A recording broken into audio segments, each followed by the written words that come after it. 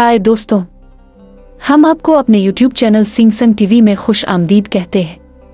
अगर वीडियो अच्छी लगी तो हमारे चैनल को सब्सक्राइब करें, वीडियो को लाइक करें और अपने प्यारे प्यारे दोस्तों के साथ शेयर करना ना भूलिएगा। एक गर्म दोपहर का वक्त था। सूरज आसमान पर आग बरसा रहा था और जमीन तप रही थी।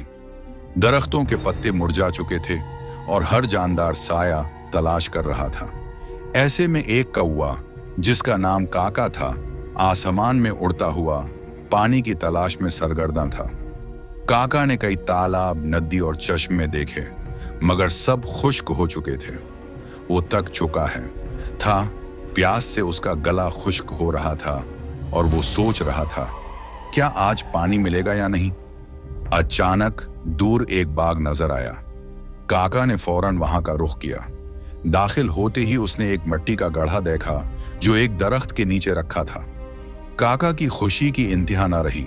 वो फौरन गड्ढे के किनारे पर बैठा और अंदर झांका, मगर अफसोस, पानी बहुत कम था और उसकी चोंच वहां तक नहीं पहुंच सकती थी।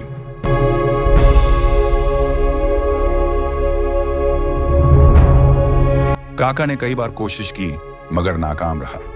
वो मायूस होकर गड्ढे के किनारे बैठ गया और सोचने लगा, क्या मैं यहां बैठा रहूं या कोई हल तलाश करूं। काका ने अपने इर्द गिर्द नजर दौड़ाई। उसे जमीन पर छोटे छोटे कंकर नजर आए। अचानक उसके जहन में एक तरकीब आई। उसने सोचा, अगर मैं ये कंकर गड्ढे में डालूं तो पानी ऊपर आ सकता है। वो फौरन उड़ा और एक कंकर चूंच में लेकर आया। उसने कंकर गड्ढे में डाला, फिर दूसरा कंकर, फिर तीसरा। उसने मुसलसल कंकर गड्ढे में डालने शुरू किए। आहिस्ता आहिस्ता पानी की सतह ऊपर आने लगी। काका ने अपनी मेहनत जारी रखी।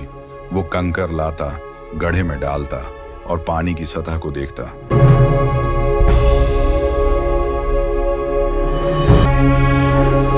आखिरकार पानी इतना ऊपर आ गया कि उसकी चूंच आसानी से वहां तक पहुंच सकती थी।